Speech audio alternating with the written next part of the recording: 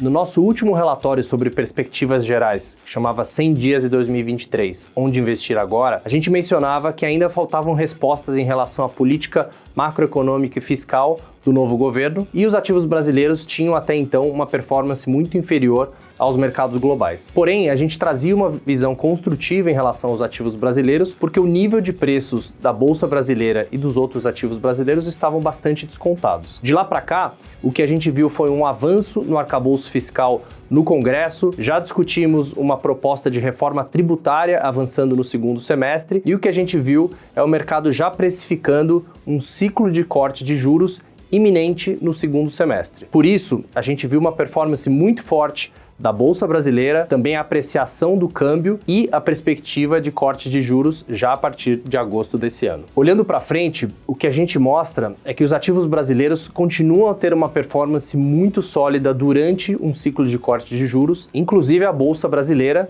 que teve retornos até 3 vezes superiores ao CDI durante o período de cortes na taxa Selic nos últimos 6 ciclos de cortes desde os anos 2000. Agora, falando da economia global, estamos vendo um outro cenário por lá. Na medida em que os bancos centrais continuam com uma postura bastante dura em relação ao combate à inflação e devem seguir aumentando juros até o final desse ano. Portanto, a gente continua com uma postura mais cautelosa e defensiva em relação às bolsas globais, quando comparado à Bolsa Brasileira. Nesse contexto, continuamos preferindo ativos de renda fixa global em relação aos ativos de renda variável global, porque estamos vendo taxas de juros lá fora que não víamos desde 2007. A gente reuniu nesse conteúdo as visões e expectativas para o segundo semestre dos nossos times de economia, estratégia, ESG, renda fixa e alocação. Nosso objetivo é ajudar você a navegar pelos próximos 6 meses e aproveitar todas as oportunidades de retorno de investimentos que a gente vê pela frente. Aproveitem esse conteúdo.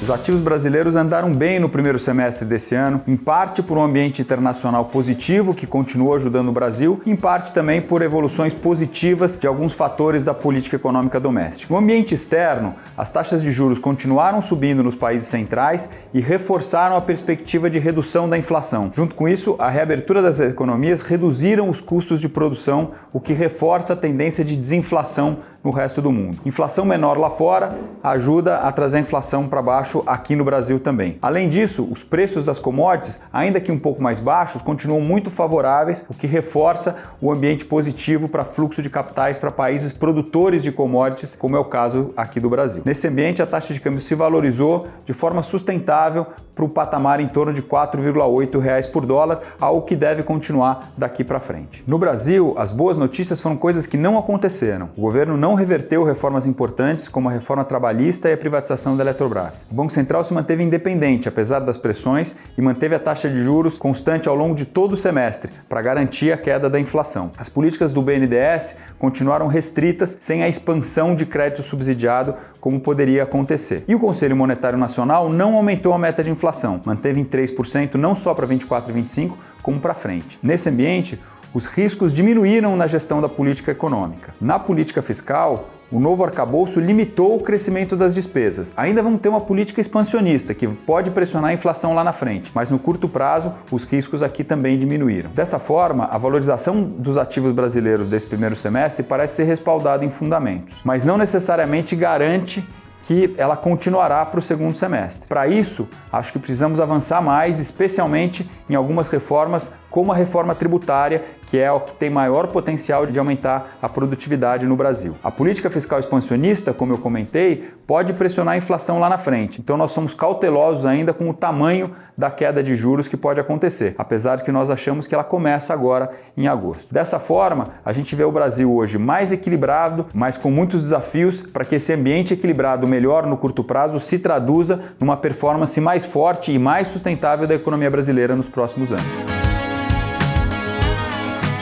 Apesar de um fraco início do ano, os ativos brasileiros tiveram uma performance bem positiva olhando para o primeiro semestre como um todo. Isso foi por conta de uma combinação de fatores. Em primeiro, as perspectivas econômicas de crescimento foram melhorando ao longo do tempo. Em segundo, as incertezas políticas e fiscais também se reduziram. E por fim, leituras de inflação também foram melhorando nos últimos meses, o que trouxe de volta à mesa a discussão em relação ao potencial corte da taxa Selic em algum momento. Como resultado dessa melhora do cenário macro doméstico, a gente viu uma forte valorização do Ibovespa, que subiu quase 8% durante esses primeiros 6 meses de 2023 em reais, e a bolsa também subiu quase 18% em dólares, batendo as ações globais. E uma grande questão é se esse cenário de corte de juros já está totalmente precificado na bolsa brasileira. Achamos que não. No relatório que escrevemos, listamos diversas razões para acreditar que ainda tem espaço para a bolsa continuar subindo mais. Esse rally forte que a gente viu até agora da bolsa brasileira aconteceu apesar da Vale, que é a maior ação do índice Bovespa, ter caído 26% ao longo dos últimos 6 meses. A gente fez uma conta aqui que se a gente excluísse Vale do Ibovespa, ela teria chegado aos 130 mil pontos ao invés dos atuais 118 mil pontos. Em segundo, a gente fez uma análise olhando para os ciclos de corte de juros anteriores e a gente viu que nos últimos 20 anos, mesmo durante esses períodos de corte de juros, o Ibovespa entregou retornos positivos na média. Em terceiro, a gente também vê ainda bastante espaço para fluxos continuarem entrando na bolsa brasileira, tanto de investidores estrangeiros, investidores locais e institucionais e também investidores pessoa física. E por fim, continuamos vendo o valuation da bolsa bastante descontado. O preço por lucro do índice Bovespa subiu um pouquinho, agora está sendo negociado mais próximo de 8 vezes, mas isso representa um desconto de 50% em relação ao preço por lucro das ações internacionais. E esse é o maior desconto dos últimos 15 anos. Embora a gente tenha uma perspectiva bastante otimista para a bolsa brasileira daqui para frente, ainda há alguns riscos. Em primeiro, ainda há riscos de recessão lá fora, principalmente nos Estados Unidos, e também riscos relacionados ao crescimento econômico da China, que podem pesar nos preços de commodities e, portanto, pesar na bolsa também. E em segundo, também a gente pode ver um retorno das incertezas em relação à política fiscal, com a próxima pauta importante sendo a reforma tributária, que pode afetar as empresas também. A gente tem como estimativa de valor justo para o índice Bovespa em 130 mil pontos até o final do ano. E também continuamos posicionados com um pouco mais de risco nas nossas carteiras recomendadas, com nomes que podem se beneficiar desse corte de juros daqui para frente, mas também focando em qualidade e também com nomes de commodities nas nossas carteiras. Apesar da continuidade dos riscos que projetávamos no começo de 2023, o mercado seguiu com um tom positivo nesse primeiro semestre. A bolsa americana, representada pelo índice S&P 500, teve uma performance de 16% nos primeiros 6 meses do ano, enquanto o Nasdaq, que é o índice mais focado em ações de tecnologia, teve um desempenho impressionante de 38%. Já as bolsas da Europa subiram um pouco menos, mas ainda com uma performance bem sólida, de alta de 10%, porém os mercados emergentes tiveram uma performance inferior, muito puxada por conta de China. A gente continua com uma visão de cautela em relação à bolsa americana, muito por conta de uma relação risco-retorno pouco favorável, principalmente depois dos níveis de valuation terem esticado ainda mais depois das altas que a gente viu nos últimos meses. O indicador preço por lucro do S&P 500 hoje negocia a 19 vezes, um valor que a gente acha bastante caro. Outro destaque sobre a nossa visão em relação aos mercados internacionais é China. A gente reitera uma visão ainda construtiva para o mercado chinês, que desapontou até agora muito por conta de uma retomada econômica que veio aquém do esperado. Porém, daqui para frente a gente ainda vê motivos para ter uma visão construtiva. Em primeiro, há perspectivas de mais estímulos do governo para a economia chinesa. Em segundo, a China se encontra num momento de ciclo econômico muito diferente do resto do mundo, que está desacelerando e caminhando possivelmente para uma recessão. E em terceiro, a gente também ainda vê espaço para ver mais efeitos desses estímulos econômicos e retomada econômica da economia chinesa. 4 principais tendências no tema ESG para o restante do ano. À medida que a gente entra no segundo semestre,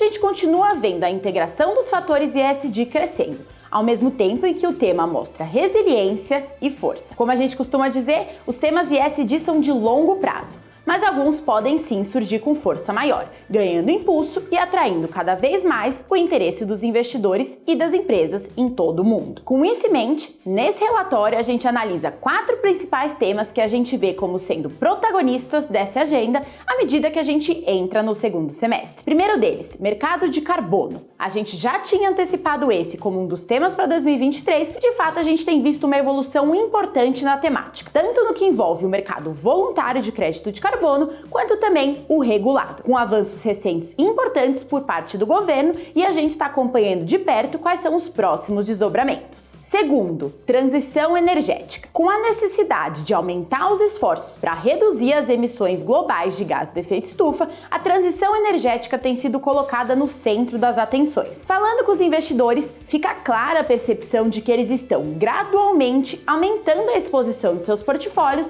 a nomes relacionados a energias renováveis. E é provável que os investidores continuem pressionando as empresas por metas e práticas rumo à descarbonização, com o objetivo de gradualmente migrar para um portfólio menos intensivo em carbono. Terceiro, avanço da regulamentação. Indo desde as empresas até os gestores dos ativos, a gente continua vendo o desenvolvimento de legislações e regras mandatórias como um processo-chave para aumentar a transparência em iniciativas ESG e desenvolver essa agenda, tanto do lado das companhias quanto também das gestoras de recursos, via critérios mais rígidos para a classificação dos chamados fundos de investimentos sustentáveis. Quarto, mas não menos importante, governança. Esse, mais do que nunca, é um pilar crítico. Desde o início de 2023, a gente tem visto melhorias importantes na governança das empresas brasileiras listadas, seja por meio da eleição de novos membros, tanto para a diretoria executiva, quanto também para o conselho de administração. Dentre os nomes, vale citar as mudanças da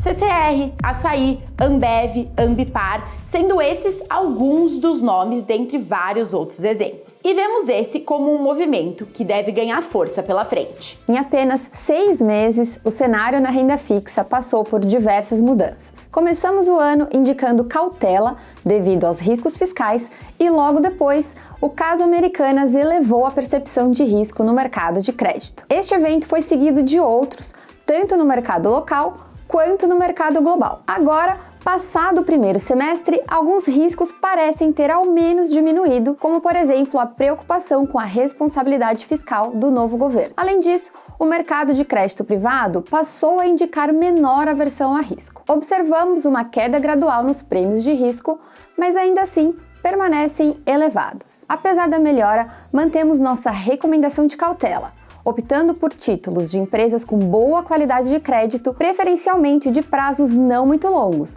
de até cerca de 5 anos. Complementam a nossa carteira de renda fixa local os títulos públicos e as emissões bancárias, com atenção ao emissor e ao volume máximo de cobertura do FGC, o Fundo Garantidor de Créditos. Em termos de indexadores, com a melhora na percepção de risco e a expectativa de proximidade dos cortes na taxa Selic, os títulos pré-fixados de prazos curtos passam a figurar como uma opção melhor do que nos últimos meses. Os pós-fixados continuam a ser boa alternativa para alocação de caixa e liquidez, especialmente devido ao patamar ainda elevado da Selic. Já os títulos atrelados ao IPCA, de prazos médios a longos, oferecem proteção contra a inflação, mas atenção para a marcação a mercado para títulos pré-fixados e híbridos, como os IPCA+.